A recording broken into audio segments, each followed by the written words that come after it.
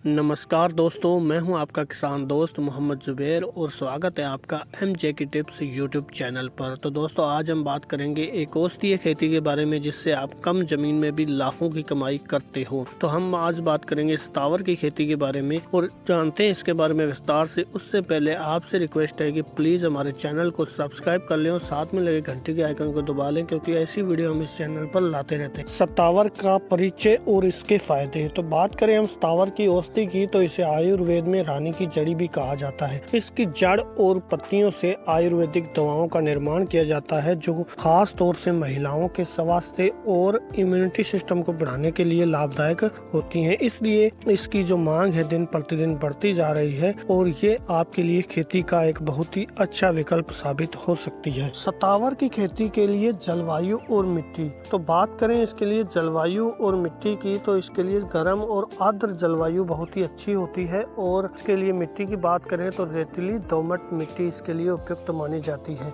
इसके लिए आपको ध्यान रखना है कि इसके खेत के आसपास पानी का जमाव ना हो, यानी कि जिस मिट्टी में आप इसकी खेती कर रहे हैं वो अच्छी जल निकासी वाली मिट्टी होनी चाहिए। और बात करें हम फ्रेंड तापमान की, तो यह 25 से 30 डिग्री सेल्सियस में आसानी से ग्रोथ करता है। इससे ज्यादा तापमान नहीं होना चाहिए जहाँ पर आप इसकी खेती कर रहे हैं। बात करते हैं बीज और पौधे की तैयारी के बारे में। तो सबसे पहले तो आपको सतावर के अच्छे बीजों या पौधों का चयन करना है। अगर आप बीज ले रहे हैं तो आप बीज को पहले 24 घंटे तक भिगो करके रखना है और फिर बीजों को नर्सरी में लगाना है। जैसे ही 45 से 50 दिन के अंदर आपके पौधे तैयार होते हैं, फिर इनको आपने खेत में रोपण करना है। तो दोस्तों, खेत की तैयारी और पौधे की रोपाई की बात करें तो खेत को अच्छी तरह से 2 से 3 बार जुताई करनी है और आप इसमें रोटावेटर भी लगा सकते हैं, जिससे कि मिट्टी अच्छी तरह से भुरभुरी हो जाए। पौधे से पौधे की दूरी 30 से 45 सेंटीमीटर रखनी है, जिससे कि पौधा अच्छी तरह से ग्रोथ हो सके और इससे आप के पौधे की जो जड़ की मजबूती भी अच्छी होती है और पौधा भी अच्छी तरह से विकास कर पाता है। तो दोस्तों, अब बात करते हैं खाद और सिंचाई की, जो कि हर जो है फसल के लिए एक रीढ़ की हड्डी की काम करता है। तो इसमें सिंचाई दोनों मौसमों के लिए अलग अलग होगी। जैसे अगर आप गर्मी में सिंचाई कर रहे हो तो आपको हर 15 दिन में सिंचाई करनी है।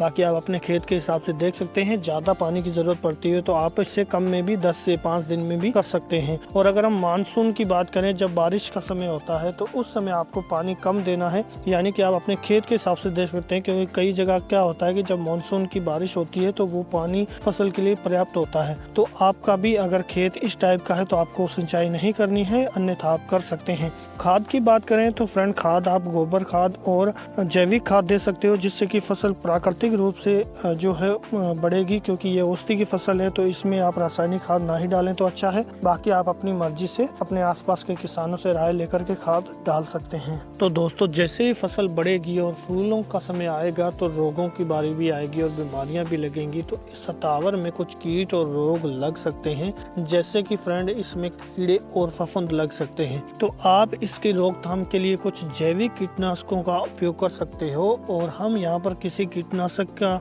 नाम नहीं लेंगे क्योंकि बेकार में प्रमोशन हो जाएगा।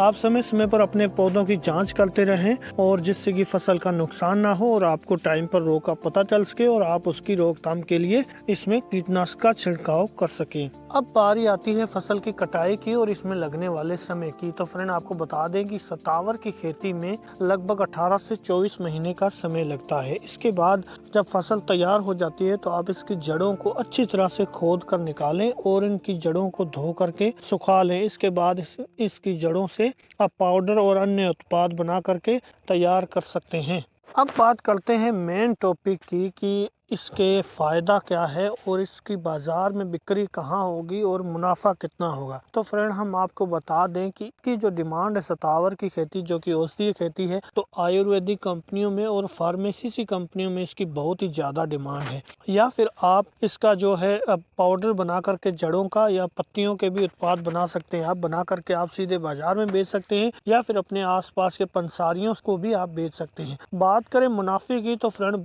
मुनाफा आप इसमें अच्छा अच्छा कमा सकते हैं। फसल के हिसाब से ये ऊपर या नीचे हो सकता है, लेकिन एक अनुमान के हिसाब से हम बात करें तो आप 1 एकड़ से 2 से 5 लाख और प्रति हेक्टेयर की बात करें तो आप 8 से 10 लाख रुपए आसानी से कमा सकते हैं।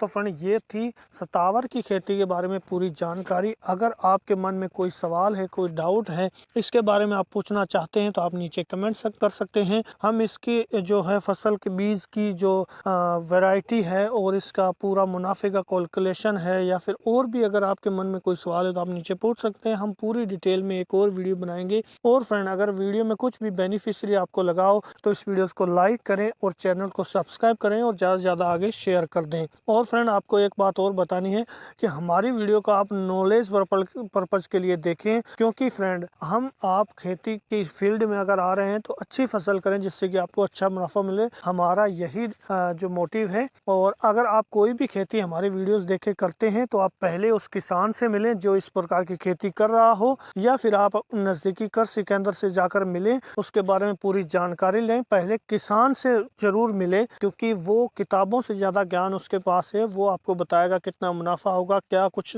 करना है, कैसे करना है, सब नॉलेज उसके पास होता है। तो वीडियोस कैसी लगी नीचे कमेंट जरूर बताएं। आपका कोई सवाल हो तो नीचे कमेंट करें। हमें इंस्टाग्राम पर फॉलो करें, हम 24 घंटे वहां पर अवेलेबल रहते हैं। और हमारे चैनल को सब्सक्राइब करके वीडियोस को लाइक कर दें। वीडियो यहाँ तक देखने के लिए धन्यवाद।